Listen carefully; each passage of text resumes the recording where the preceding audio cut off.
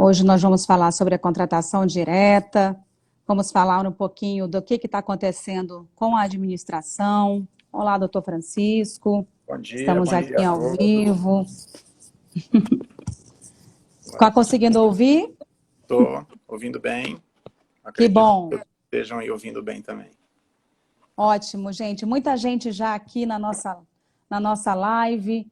Então, primeiro eu queria agradecer a nossa diretoria, que está aqui sempre conosco, à disposição, né? Trazendo informações para vocês o tempo todo.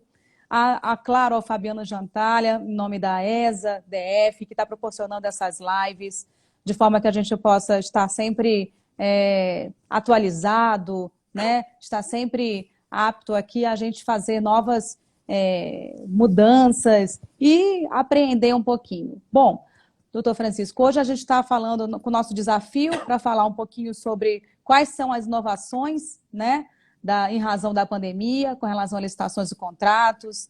Eu quero trazer primeiro a visão da advocacia, que é a nossa expertise, e o doutor Francisco vai trazer um pouquinho a visão da administração pública. Muitas mudanças houve efetivamente após essa pandemia, em especial com relação aos nossos prazos, a forma com que nós estamos advogando, que hoje tudo está com relação à parte virtual, né? Em especial os estados, a maior parte deles, estados, municípios, governos, eles fizeram decretação de estado de calamidade, e isso fez com que os decretos, na maioria deles, suspendessem efetivamente os prazos administrativos. Então, hoje, a maior parte dos prazos administrativos estão suspensos pela administração, né, no que se refere a processos de penalidade, a não ser, claro, os pregões, que a gente vai ver um pouquinho, em que houve mudanças quando houve a publicação da Lei 13.979, em que permitiu-se que os pregões, né, tivessem prazos reduzidos e as contratações diretas também. Houve mudanças e de flexibilização no momento da contratação. A gente vai falar um pouquinho sobre isso. Além disso, né, nós precisamos nos adequar efetivamente com relação à forma de protocolo. Então, a maioria, ou quase 100% dos protocolos administrativos estão ora por e-mail, aqueles órgãos que não têm sistema, ora pelo próprio sistema. As sustentações, né, certo? Principalmente nos tribunais de contas, TCDF, eu tive o prazer de fazer a primeira sustentação virtual, que foi online, junto com os conselheiros, então foi bastante interessante. Houve efetivamente o respeito às prerrogativas dos advogados, porque nós conseguimos fazer a sustentação no momento efetivo da sessão, o que permite que você possa fazer questões de ordem na hora da sessão. O TCU, ele ainda não se adequou efetivamente, na minha opinião. Inicialmente, eles fizeram a resolução 311, em que eles fizeram uma sessão virtual, mas o advogado teria que enviar um vídeo, e aí os ministros iriam assistir o vídeo, em tese, antes da sessão. Mas agora, recentemente, com base na resolução 314, eles fizeram algumas mudanças e permitiram efetivamente a sessão telepresencial. Então, agora, a partir acredito aqui da semana que vem, as sessões serão telepresenciais. Então, nos mesmos moldes do TCDF, em que efetivamente está travada, Milton, a transmissão, ou está conseguindo? Estou escutando aqui que está conseguindo dar seguimento, né? Talvez seja a sua internet. Bom, e aí a resolução 314 permitiu que os advogados efetivamente pudessem fazer as sustentações de forma virtual. E isso está efetivamente trazendo algumas prerrogativas para os advogados. A OAB-DF, no momento em que o TCU publicou a resolução 311, da sessão virtual, nós, juntamente com o Conselho Federal, fizemos uma notificação, uma sugestão ao TCU para que essas sessões fossem telepresencial e, ao que parece, efetivamente agora eles reformularam as sessões para fazer telepresencial. Bom, gente, é uma mudança abrupta, né, na advocacia, com relação... Estamos tendo muitas dificuldades, efetivamente, para ter acesso aos tribunais de justiça, ou normalmente as sustentações, ou pelo menos os memoriais, estão sendo feitos apenas por e-mail, não estando sendo acesso aos telefones. Mas, enfim, é uma mudança e que eu acho que a cabeça de muitas, tanto do judiciário, como do executivo, como do legislativo, vai fazer mudanças reais. Bom, doutor Francisco, eu falei um pouquinho da visão da advocacia. Eu queria que o senhor, nosso convidado, né, ele é consultor jurídico da EBC, Empresa Brasil de Comunicação, e eu queria que o senhor trouxesse um pouquinho da visão da administração pública. Como é que vocês, da administração, estão vendo essas mudanças e as adaptações com relação às contratações, aos reequilíbrios, repactuação, reajustes, enfim, mudança de uma forma geral. Muito obrigada pela sua presença. Muito obrigado aí, doutora Karina, quem agradeço desde já pelo convite. É uma satisfação poder estar participando aqui dessa live aqui no site da UABDF, que sempre promove aí o debate, sempre promove a participação de profissionais da área jurídica, tanto da iniciativa privada quanto do setor público. Hoje eu estou aqui para poder dialogar e travar alguns debates um pouco mais esmiuçados do ponto de vista da administração, né? Hoje eu estou consultor jurídico da EBC. A EBC, para quem não conhece, é uma empresa de comunicação do governo federal. Ela trabalha ela tem a TV Brasil, faz o programa Voz do Brasil, que eu acho que já é de conhecimento mais público. E a EBC, por força dessa pandemia, houve um decreto recente publicado pelo presidente da República classificando a atividade de imprensa como uma atividade essencial, assim como várias outras atividades na área de saúde, de segurança pública. Várias dessas atividades foram qualificadas na condição de serviços essenciais por um decreto, né, que assim as declarou, apesar delas já serem essenciais per si. Mas isso veio robustecer e facilitar o acesso a determinadas áreas que hoje a gente está tendo um pouco mais de dificuldade para acessar. Só no panorama geral, assim, nós temos desde janeiro, né, em 31 de janeiro foi a data que a OMS declarou a situação de emergência, não a pandemia, a situação de emergência. Desde 31 de janeiro, a gente vê uma produção legislativa, uma produção de atos normativos por parte do Executivo bastante elevada. Isso trouxe uma dificuldade até de assimilação e de acompanhamento. Tem diário oficial sendo publicado domingo. Então, assim, é uma realidade que a gente não tinha antes, está uma dificuldade bastante grande até de acompanhar isso, mas a gente tem se adaptado. Mais da metade da empresa hoje está em teletrabalho, seguindo aí orientações do próprio governo federal. Ontem eu tive acesso a uma informação de que mais ou menos 46%, 47% dos servidores públicos na administração federal também estão em teletrabalho. Isso impacta não só na vida do servidor, mas na vida do cidadão também, notadamente da advocacia, que tanto defende os interesses dos cidadãos, que procuram a administração para resolver muitos dos seus problemas, as dificuldades do dia a dia, né? 70% das nossas atividades hoje envolvem, de alguma maneira, uma relação com a administração pública.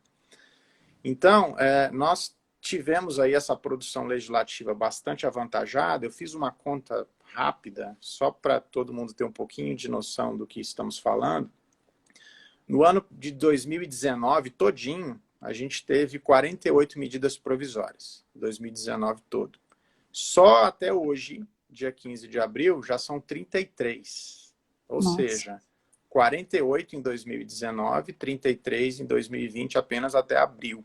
Se a gente seguir nesse ritmo, muito provavelmente a gente vai dobrar a quantidade de medidas provisórias num único ano, que denota a situação de emergência que você está tendo que legislar por meio de atos privativos do chefe do Poder Executivo, né?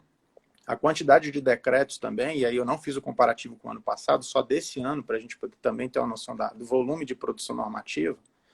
Antes do dia 31, que foi a data que a OMS declarou a emergência, antes do dia 31 de janeiro, a gente tinha 23 decretos. Pós 31, a gente já tem mais 101 decretos. Então, quadruplicou a quantidade de decretos publicados desde 31 de janeiro. Então, o volume de produção normativa está bastante elevado.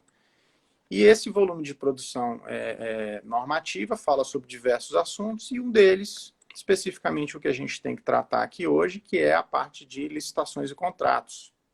A doutora Karina tem até curso aí na área da própria Lei 13.979, né, que trouxe aí inovações e medidas para enfrentamento dessa questão do coronavírus, que está afetando a vida de todos, afeta da administração pública também e acaba afetando da própria advocacia.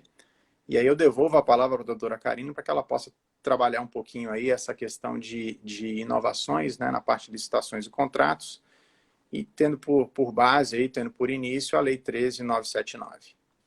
Bom, eu vou falar um pouquinho da lei, porque efetivamente é uma lei que está afetando diretamente aqui a nós, né, advogados e a administração pública como um todo. Também. A Lei 13.979 é uma lei temporária, então ela será, ela perdurará até efetivamente o estado de pandemia ainda se concretizar, ainda da permanência. Ela tem um escopo bastante específico, é apenas para contratação emergencial nos casos da pandemia, no que concerne a bens, né, serviços, inclusive de engenharia, e insumos da área de saúde. Não englobou esta lei a parte de obras de engenharia. Ela se limitou apenas a esse escopo, certo? Bom, e ela fez com que houvesse algumas flexibilizações, tanto com relação ao próprio pregão, ao pregão eletrônico e o presencial. Então, o sistema de compras do governo teve que se adequar na redução de prazos. Então, hoje, para você fazer um pedido lá na hora de uma licitação de um pregão, de esclarecimentos ou de impugnação, ao invés de ter o prazo de 3 dias, né, úteis, houve a redução de até 50%, então hoje é 1 dia. Aquilo que for pela metade, 1 dia e meio, reduz-se para antes, para menos, para 1 dia. Então, impugnação, esclarecimentos, 1 dia, recurso, também 1 dia para você fazer recurso. Então, houve, de fato, essa redução de prazo de forma a proporcionar que haja contratações mais céleres no que concerne ao pregão. Com relação às contratações diretas, então, efetivamente, a lei trouxe algumas já justificativas padrões, certo? Então, o próprio gestor público já pode se subsidiar da lei para fazer contratações diretas com base em emergência, baseadas na Lei 13.979. Algumas flexibilizações importantes que a lei trouxe, vou trazer para vocês aqui. Primeiro, a publicação, basta fazer publicação pela internet do próprio órgão. Então, eu não preciso, neste momento, com relação às contratações baseadas na Lei 13.979, que as contratações sejam feitas, publicadas em diários oficiais ou jornais de grande circulação. Não mais. Hoje, essas contratações específicas, elas podem ser publicizadas apenas na internet, tá? Trouxe, inclusive, a possibilidade de você contratar empresas inidôneas e que estão impedidas de contratar com a administração pública, mas com uma exceção. Essas empresas têm que ser as únicas fornecedoras, né? Então, se efetivamente essas empresas forem a única fornecedora, aí sim, aí efetivamente você pode contratar, mesmo que ela tenha alguma inidoneidade, com base nos artigos 87 3, 4 da 8666 ou no artigo 7º da 10, 15 e 20. O que mais, gente? Mais algumas coisas. Você pode fazer compra de equipamentos usados. É uma inovação que a Lei 13.979 trouxe, sendo que é óbvio, né, o fornecedor tem que garantir que esses equipamentos efetivamente estejam de boa qualidade. Aqui até porque a gente está falando de equipamentos que podem ser importantíssimos, né? Inclusive até com base na saúde aqui com relação à pandemia. Bom, Houve a redução, inclusive, das contratações de serviços, não mais seriam necessários, por exemplo, os estudos preliminares ou a gestão de riscos que foram incluídas pela IN5 de 2017, certo? Os termos de referência e os projetos básicos, eles foram simplificados. Então, a AGU, se você entrar no site da AGU, ela já criou modelos mais simplificados, tanto de termo de referência, como de projeto básico, de forma que você consiga fazer justificativas mais simples, a parte técnica um pouco mais simplificada. Claro que a gente tem que tomar todos os cuidados para contratar certo, contratar com as especificações corretas. Mas hoje houve essa flexibilização de você fazer termos mais reduzidos, projetos básicos ou termos de referência. Não esqueçamos, né? Projeto básico serve para modalidade de contratação direta, concorrência, TP, e o termo de referência ele é específico somente para pregão.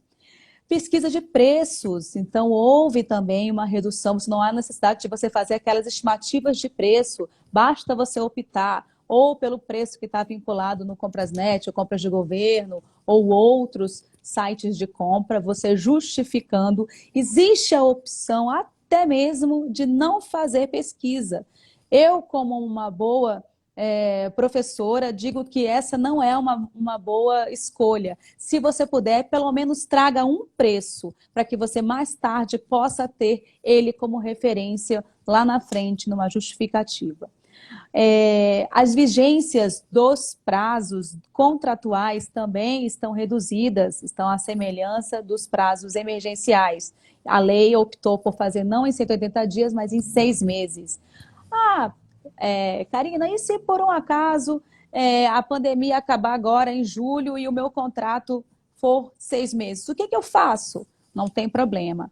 O prazo de vigência do contrato perdura. O que você terá que justificar é uma eventual prorrogação. Aí sim, nessa prorrogação, aí você vai ter que justificar se ainda existe ou não o estado de calamidade decretado. Então, como gestor, que aqui o doutor Francisco vai poder falar melhor do que eu, porque eu já não sou mais gestora há algum tempo, já sou advogada firme na minha profissão, mas como gestor, eu estarei sempre ligado nos decretos do meu estado, ou no meu Distrito Federal, ou no nosso caso, Distrito Federal. Se eles perdurarem, eu também posso dar continuidade às minhas contratações com base na pandemia.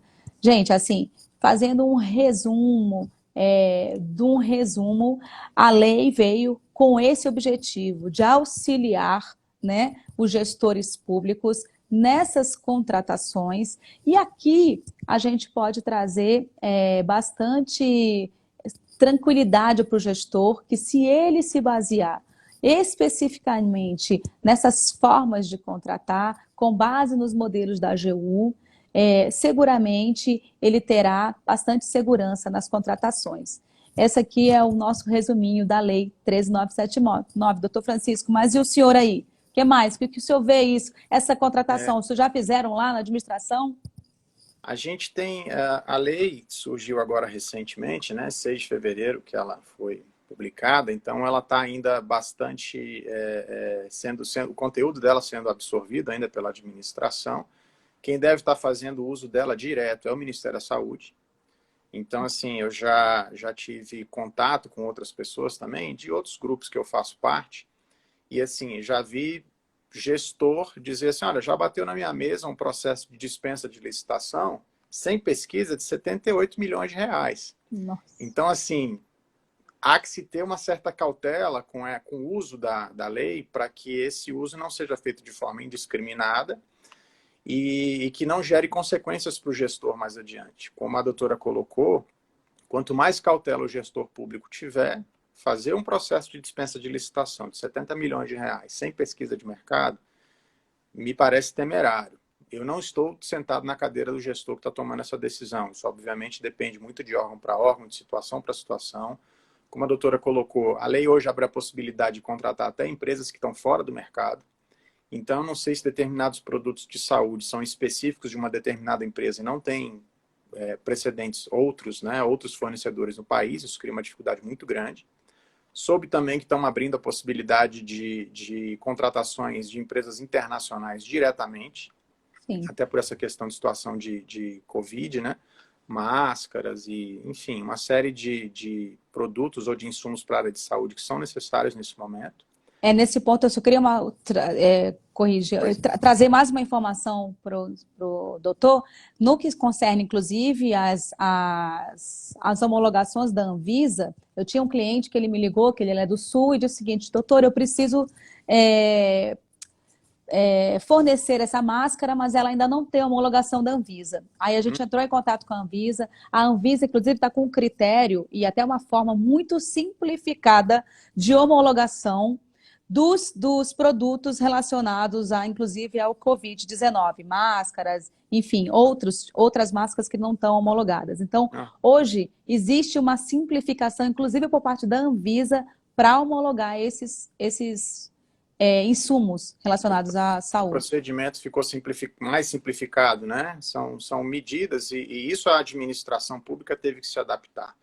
Hoje há uma realidade que você enfrenta de contratação, de processos seletivos e que se determinadas normas exigiam algumas características que você muitas vezes levava 1 mês, 2 meses, 6 meses para poder resolver, agora vai ter que resolver de uma forma mais célere, com o mínimo de segurança necessária, né? Obviamente, a gente não pode se descurar da segurança, esse é um aspecto importante para que não haja problemas mais adiante, nem para o gestor, muito menos para o particular, que foi contratado pela administração, a gente tem que pensar sempre em todos os lados, né?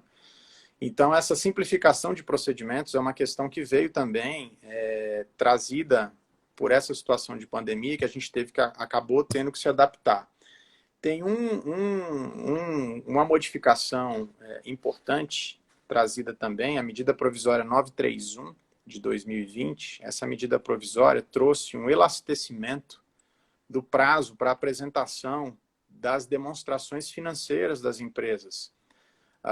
Na lei das sociedades anônimas, você tem um regramento específico dizendo que até o término do primeiro quadrimestre de cada exercício financeiro, cada exercício social, melhor dizendo, você tem que aprovar em Assembleia Geral suas demonstrações financeiras. O que isso tem de impacto na nossa vida de licitações e contratos? Você antes tinha um prazo até o final de abril, por exemplo, para poder fazer as exigências das demonstrações financeiras do exercício anterior. Então, por exemplo, estou fazendo uma licitação agora em abril de 2020, 15 de abril, né? Digamos que eu tenha publicado um edital hoje, dia 15. Eu não vou conseguir fazer exigência dos balanços e das demonstrações financeiras do exercício de 2019. Por quê?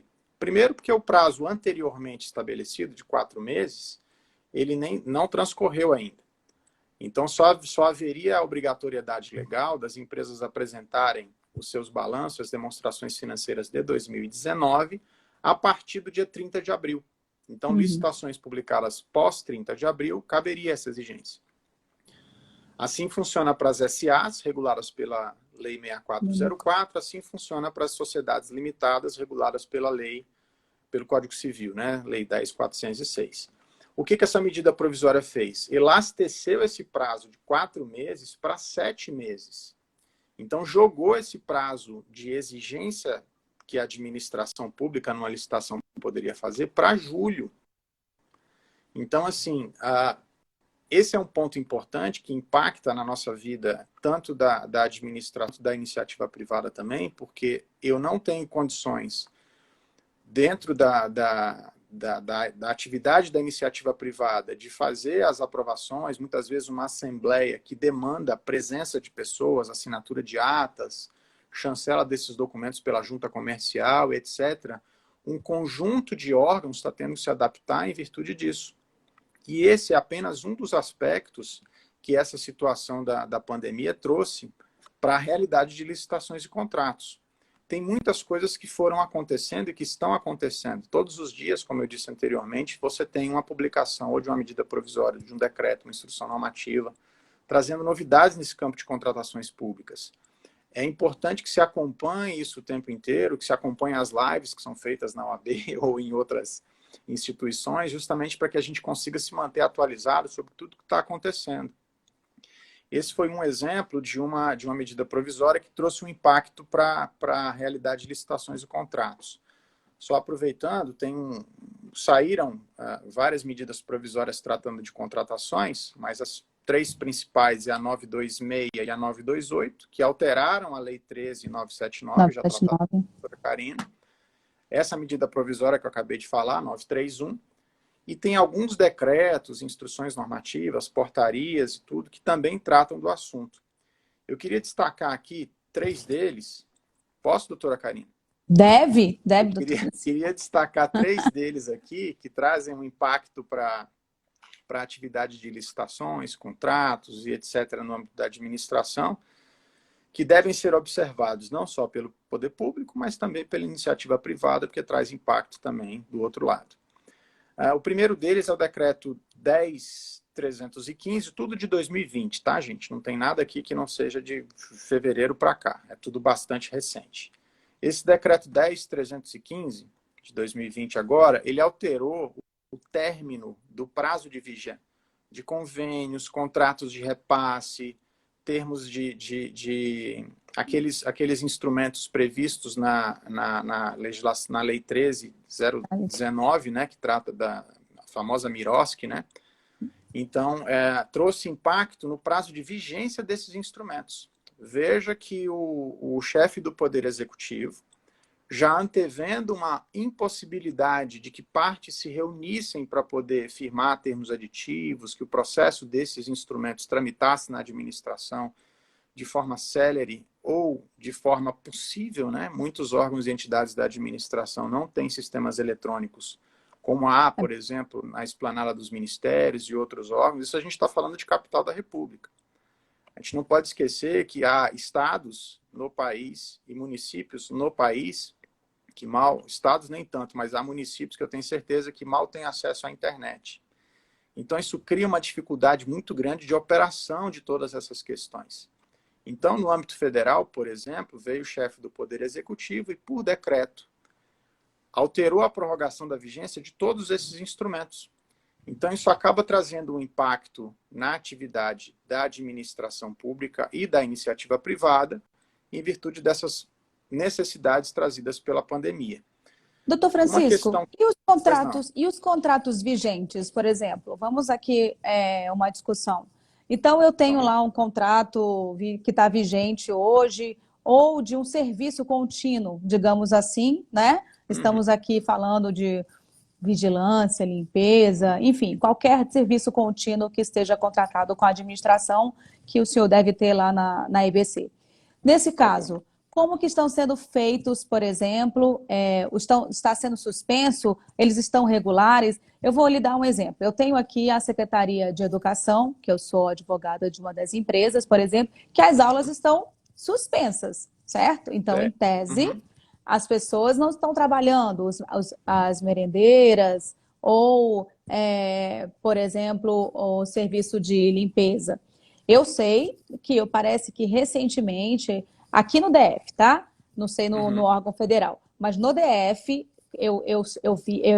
houve uma notificação das secretarias, aquelas que estão suspensas, né, as atividades, para as empresas de terceirização, em que elas disseram o seguinte: olha, nós vamos manter os pagamentos, só que nós vamos glosar excepcionalmente aquilo que se refere ao Vale Transporte, porque as pessoas não estão se movimentando, porque senão seria lesão ao erário, né? Mas eles mantiveram, por exemplo, a alimentação, vale refeição, até porque por uma questão até mesmo de humanidade, né? As pessoas estão em casa, muitas das vezes esse valor na planilha de formação de preços é até às vezes superior ao próprio salário que aquele terceirizado recebe. E eu sei que no âmbito do Distrito Federal, as empresas efetivamente estão recebendo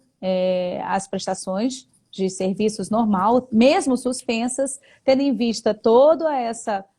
e aí é uma ponderação de princípios, né? Aqui para resguardar os empregos, ao invés de está efetivamente só pensando no interesse público. Aqui houve, eu acho que com essa pandemia, essa história da administração do interesse público, houve um sopesamento, porque aqui você está tratando dos dois interesses, o interesse das pessoas que estão privadas com o interesse público, né? E no governo federal, o que o senhor tem conhecimento? Assim, nós temos vivenciado experiências, e eu posso falar pela EBC, não consigo falar pelo governo federal todo, até porque eu não consigo saber que medidas os gestores lá estão adotando. Mas dentro da EBC, o que nós estamos vivenciando lá? Muitas vezes você tem contratações, como bem pontuado, de serviços de natureza continuada, serviços de limpeza, serviços de transporte. Obviamente, esses serviços envolvem dedicação de mão de obra. Então, as pessoas têm que estar presentes no local do edifício público para fazer uma manutenção, uma limpeza. Só que há necessidade também de se ponderar até que ponto a administração pode expor essas pessoas aos mesmos riscos que os gestores estão expostos quando estão numa atividade presencial. Então, essa avaliação, esse juízo de valor, ele é muito importante que seja feito nesse momento com parcimônia. Vou dar um exemplo. Se eu tenho 100 empregados hoje que estão trabalhando na empresa, terceirizados da área de limpeza, 100 empregados. E esses empregados trabalham numa área de 100 metros quadrados. Se esses 100 metros quadrados estão ocupados, você tem uma realidade de limpeza, uma necessidade de serviços de limpeza. Agora, se desses 100 metros quadrados, apenas 10 atualmente estão ocupados, não faz sentido manter o mesmo contingente de profissionais terceirizados para poder ficar limpando esses 10 metros quadrados, sendo que 90% deles estão desocupados, as pessoas estão em trabalho remoto. Então, a redução dos quantitativos, nesse momento, ela é uma medida que acaba se impondo. Então, as pessoas que estão em serviços terceirizados, cujos serviços não são essenciais para a administração pública, vou dar um exemplo simples. O serviço de limpeza é um serviço essencial. Agora, um serviço de manutenção de um aparelho de ar-condicionado pode não ser tanto em determinadas áreas. Serviço de manutenção de um elevador para pessoas com deficiência, por exemplo, que não, se o seu elevador não está tendo utilização, posso flexibilizar a execução desse serviço. E aí um ponto importante. Então haverá prejuízo, né? Para aquele na realidade vai ter que ter uma negociação ou até uma redução de contrato. Ou uma suspensão dos serviços temporariamente. A semelhança do que se faz numa obra, óbvio que a pandemia não abarcou a situação de obras como abarcou a de serviços, por exemplo.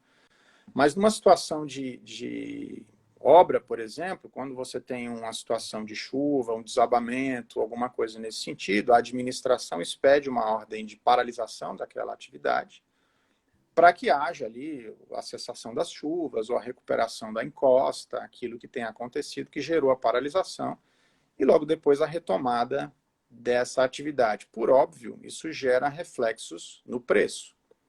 Porque quem fez um contrato imaginando que teria um 2020 ordinário, não está passando por essa realidade agora. Daí porque a própria Lei 8666, lá no artigo 65, trouxe aquela possibilidade de reequilíbrio econômico-financeiro. No caso das estatais, a Lei das Estatais trouxe também lá no artigo 81 a possibilidade desse reequilíbrio econômico-financeiro dos contratos. Essa é uma realidade pela qual as empresas estão passando, as empresas do setor privado e o setor público está passando por essa realidade, e é uma questão que depende de uma avaliação do caso concreto. Não dá para tomar uma decisão sobre todas as situações que ocorrem, até porque elas se multiplicam dia a dia. Só para citar um outro exemplo, nós tivemos um fato que nada tem a ver com a pandemia em São Paulo, no início agora de janeiro, houve no iniciozinho de fevereiro, houve uma chuva muito forte na cidade de São Paulo, inundou a cidade inteira. A filial da EBC que fica em São Paulo foi inundada, alagada, e a gente precisou fazer contratação emergencial para poder resolver a situação do alagamento, limpar paredes, etc. Fizemos 2 processos de contratação emergencial, se valendo ainda dos mecanismos da 8666, porque a Lei 13.979 tinha sido recém-publicada. Então, a gente se valeu do procedimento anterior ainda, que continua vigente, obviamente. Só que no meio da execução do contrato emergencial, você tem uma situação de isolamento social decretada, por exemplo, pelo município ou pelo governo do estado de São Paulo. E você tem uma execução contratual em curso. Só que as pessoas que estão naquela execução contratual, num contrato emergencial, estão impedidas ou têm uma limitação de movimento para poder continuar prestando serviço de caráter emergencial. Olha a situação que você enfrenta, e aí o gestor público está tendo que tomar uma decisão nessa hora. Eu tenho um contrato emergencial, todo mundo sabe que esse contrato emergencial tem uma limitação de até 180 dias a contar da emergência. Se no meio do transcurso desse contrato emergencial surge uma outra situação, também emergencial, o que fazer com esse contrato? Rescindo? Celebro outro contrato? Eu suspendo a execução desse serviço? Eu não faço nada? São situações que estão sendo colocadas para que o gestor público possa tomar decisões. Elas não são situações simples. Nós não sabemos o que os órgãos de controle mais adiante vão fazer sobre esse assunto. Por isso que esse é o ponto importante. Esse é o ponto importante. Por isso que a instrução dos processos, eu tenho lido várias coisas que têm saído, obviamente tem umas que você não tem que dar crédito, mas algumas instituições como o Ministério Público Federal, Tribunal de Contas, têm soltado algumas notas dizendo que é um momento para se ter muita cautela, é um momento para não se desgarrar do que o ordenamento jurídico prevê. É um momento de não fazer loucuras o tempo inteiro. Você tem que fazer um procedimento seguro em que você consiga justificar sua conduta mais adiante. Eu tenho lido, saiu uma nota, acho que da Procuradoria dos Direitos do Cidadão, do Ministério Público Federal, punir gestores que adotassem medidas que fossem contrárias à manutenção da saúde pública. Então você já fica com uma faca no pescoço de um órgão que tem competência legal para o processamento de um gestor público e que ele não pode firam o que efetivamente a legislação está dizendo. Mas em que medida fere ou não? Estão pedindo aqui, doutor Francisco, para continuar pontuando os diplomas que mais afetaram as licitações. Entendi. Então, vamos lá. Então, a doutora já falou da Lei 13.979 de 2020, modificada pelas medidas provisórias 926 e 928. A medida provisória 931, já falei sobre ela, que é aquela que alterou a data da Assembleia Geral.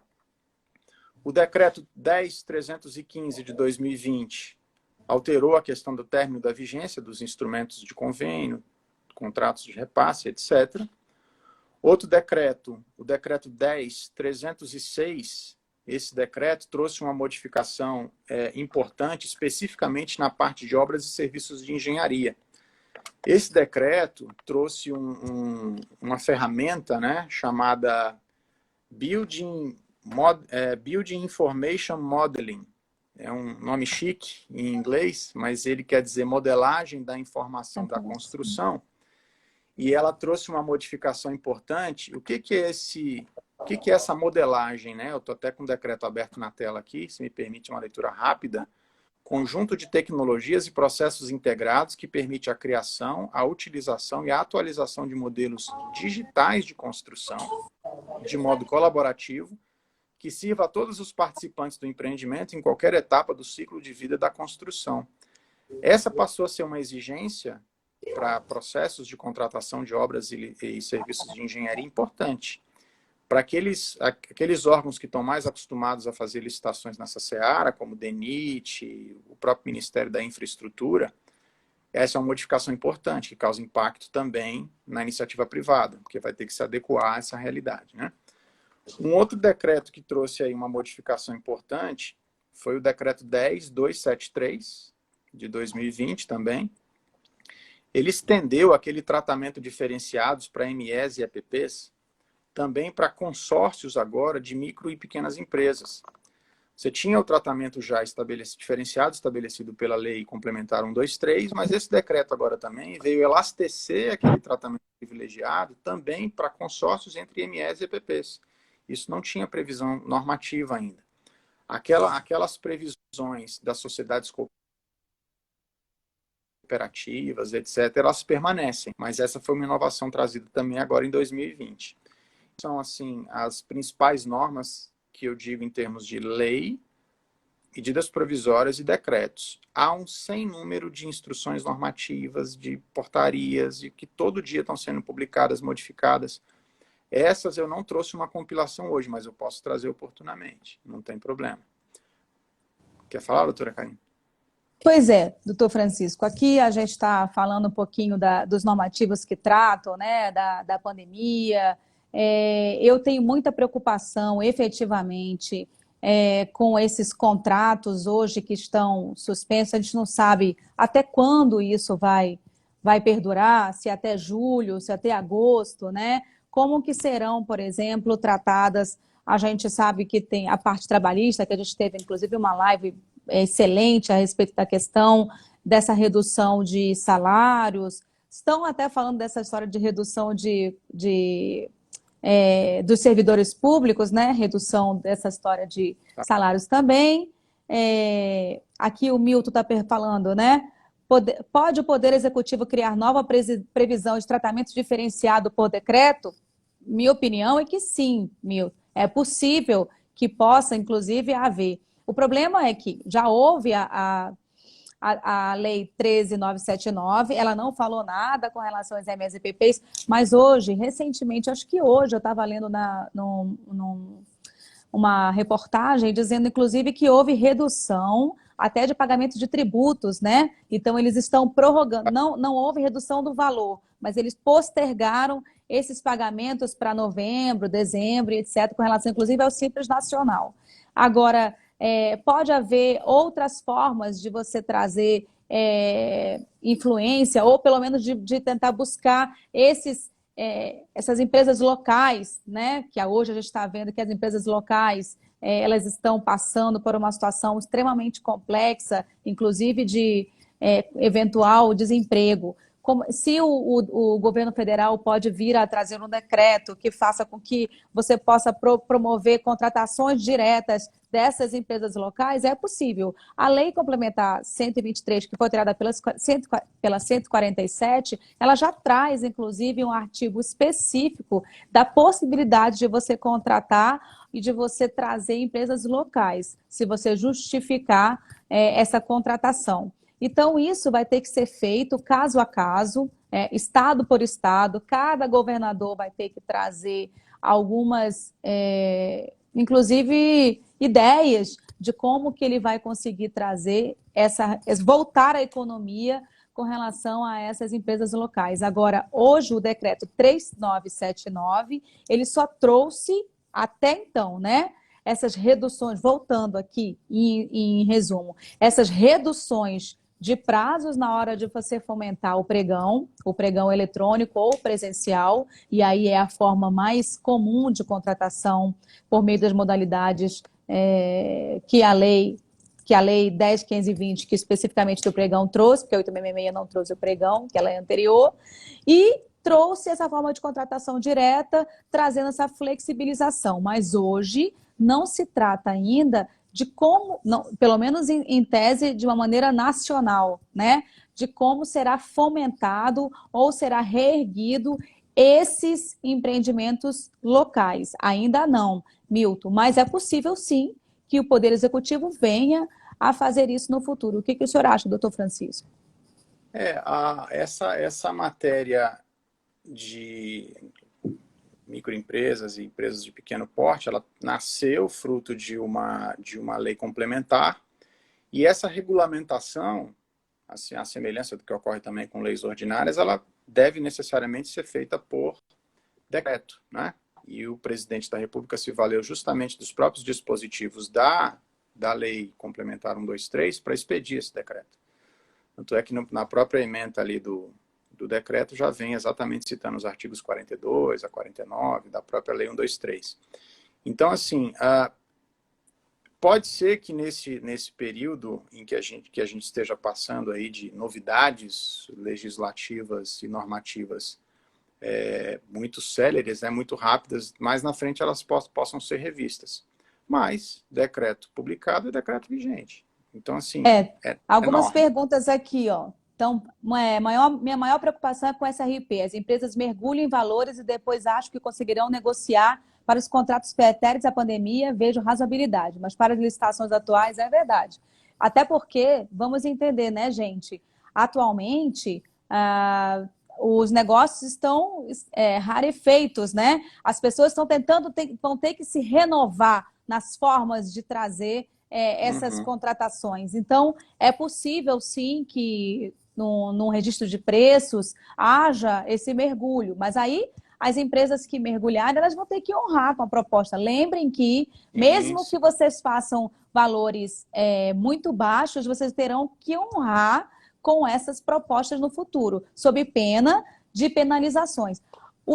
Os decretos de calamidade, na maioria deles, estão suspendendo todos os processos de penalização. Eles estão suspensos até a pandemia, mas eles retornarão. Então, Depois eles hoje, voltam. temos que tomar muito cuidado na hora de mergulhar um preço e depois não conseguir honrar, porque efetivamente o TCU tem diversas decisões e acordos no sentido de que o gestor público tem que penalizar a empresa que não honra com os contratos ou com as propostas pelos quais eles fizeram lá na hora do pregão. Outra pergunta aqui, ó, sobre as certidões que precisam ser renovações, pois existem certidões que precisam comparecer aos órgãos para regularizar, porém os órgãos estão fechados. Eu acho que vale a pena você olhar, inclusive, hoje, essa redução, inclusive essa postergação de tributos, porque o que acontece? A Lei 13.979 já tem, eu não sei se eu falei isso no meu resumo, mas ela já possibilita que você contrate sem que haja certidão regularizada. Mas vejam, ela deixou uma delas como obrigatória, que é a certidão de seguridade social. Por quê, Karina? Por quê, professora, que a gente está... por que a Lei 13.979 permitiu que você fizesse contratações com empresas que têm certidão positiva, mas não permitiu a Seguridade Social? Porque a certidão de Seguridade Social, gente, é uma certidão que tá definida na Constituição Federal. Então, efetivamente, a gente não pode deixar de solicitar. Então, hoje, é possível você fazer contratações de empresas que estejam com certidões positivas, certo? À exceção da Seguridade Social e, é claro, a declaração de menor, né, de trabalho de menor também permanece. Então, a Lei 13.979 também já flexibilizou as contratações de empresas, mesmo que elas estejam com problemas de tributos. E aí, o que o governo trouxe como solução? Olha, você pode... Eu não vou te negativar, vou permitir que você pague os seus tributos até dezembro, já é uma ajuda do governo. E o segundo, a lei permitiu que você, mesmo negativado, pudesse ser contratado. Doutor Francisco, alguma correção? Não, duas ponderações só, retomando um pouquinho a fala anterior, a questão de preço, né? Prática de preços nesse período de contratações. Não só o preço muito defasado, ele será cobrado do particular que assim apresentou, assim como o preço bastante elevado. Não adianta a iniciativa privada querer se valer agora também do período de pandemia para criar uma situação de sobrepreço que vai trazer prejuízo para a Sim. administração pública e para o próprio particular. Porque existe uma referência de preço e um mínimo razoável que você pode ter de majoração, justificada, explicitada perante a administração, para favorecer uma contratação pública dessa natureza. Agora, não dá para se valer da pandemia para cobrar qualquer valor. Isso também será um problema mais adiante.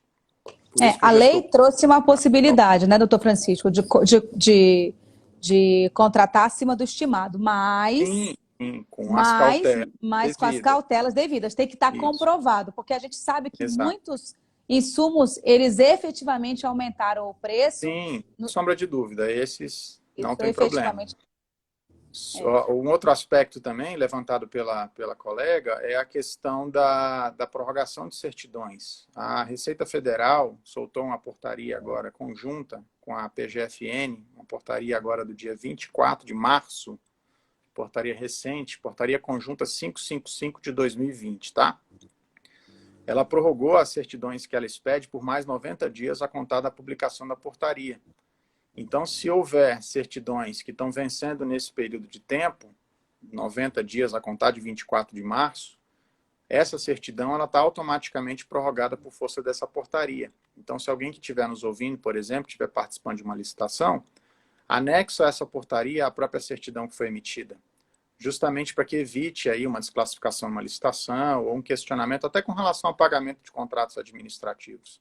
Essa portaria, então, portaria conjunta 555 de 2020, da Receita e da PGFN, trata exatamente dessa questão da prorrogação do prazo de validade das certidões que eles administram.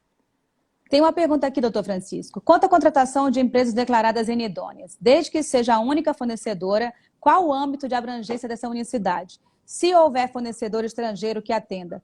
Excelente pergunta, Milton. E aí eu vou te reportar, por exemplo, a um acórdão do ministro Benjamin Zimmermann. Quando eu era gestora pública, eu tive que contratar sala-cofre, certo?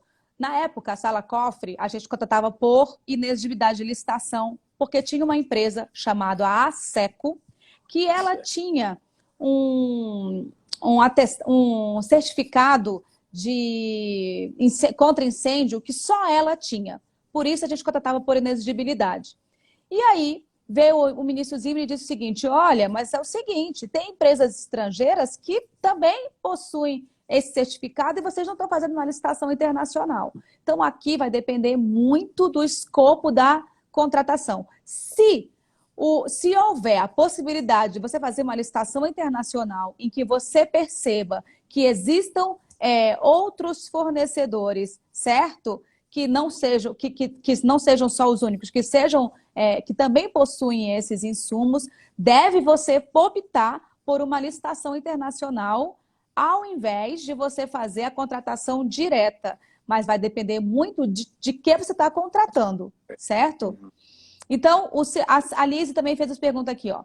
Mas para o foco da pandemia, existem contratos que precisam ser renovados e que não necessariamente são voltados para a pandemia. Verdade. O que eu falei é o seguinte, a Lei 13.979, se você for contratar com base na Lei 13.979, aí sim, aí você só pode renovar se a pandemia perdurar. Agora, as contratações que você fez regularmente, com base no pregão, com base na lei das estatais, como o doutor Francisco faz de contratação lá na IBC, essas serão renovadas de forma regular. Você vai fazer aquela a pergunta para o fornecedor, se ele quer renovar ou não, e você dá seguimento ao normal. O que eu falei das renovações, que são específicas referentes à Lei 13.979, essas sim, você só pode renovar mediante a justificativa da continuidade da pandemia, ok? Essa é a resposta que eu queria trazer para vocês, doutor Francisco. Mas a gente tem que finalizar, que a gente só tem mais 4 minutinhos. Queria que o senhor desse um final nas suas falas, já agradecendo a sua presença. Sei que o senhor tem que trabalhar, o senhor está em teletrabalho, né? Normal, bastante, trabalhando bastante. O fato dessa pandemia ter surgido, gente, trouxe uma série de imposições para a administração, né? Trouxe uma série de exigências, a gente agora está tendo que se adaptar a uma nova realidade de trabalho. A dificuldade que a iniciativa privada tem, ela não é privilégio da iniciativa privada, o setor público também está tendo algumas dificuldades de adaptação. Mas a gente vai passar por essa situação toda, vai conseguir superar essa situação toda. E quanto mais a gente adotar postura de cautela, melhor. Assim, em termos de vanguarda demais, é sempre um problema. Então, assim, quanto mais a gente tiver cautela, uma postura de registrar o que estamos fazendo, as motivações, o porquê estamos tomando esta ou aquela decisão, mais a gente consegue se resguardar e até lembrar dessas situações no futuro, né? Porque daqui a um ano eu não sei mais o que aconteceu em abril de 2020. Então, eu preciso registrar essas situações até para que outros que queiram ter acesso a esses processos de contratação, e a administração pública tem que abrir esses processos de contratação para quem quiser ver, porque o processo é público, ali tem que estar explicado e tem que estar escrito por que o gestor tomou aquela determinada decisão. Então, assim, fica meu agradecimento também aí à doutora Karina, ao ABDF, à própria ESA também, a Escola Superior de Advocacia aqui do DF, pelo convite feito, me coloco à disposição para estar participando de outras lives conforme necessário, e sigamos aí enfrentando essa realidade, acompanhando a leitura do Diário Oficial da União também, sábado e domingo, porque a produção normativa não para. Tá intenso, né, doutor? Tá intenso, o negócio não tá fácil, não. Mas é isso, eu queria só deixar um recado aí de uma satisfação de estar aqui e que me coloco à disposição para outras lives também. Gente, eu queria só corroborar essa fala do doutor Francisco, que é importantíssima, que a gente está fazendo aqui agora, lembrando de que esses atos que a gente está tomando o tempo todo na administração, eles serão revistos daqui a 4, 5 anos pelo TCU ou pelos Tribunais de Contas pelos quais vocês estão vinculados. Então, eu tenho como premissa, quando eu dou minhas aulas, dizendo o seguinte, o processo tem que falar por si mesmo. É como se você estivesse lá do lado daquele órgão de controle e ele estivesse vendo você falar ali na hora de você fazer. Então, escrevam efetivamente, justifiquem os atos de vocês, tudo que vocês estiverem fazendo, porque quanto melhor justificado tiver, mais fácil vai ser ou menos problemas vocês terão no futuro. Eu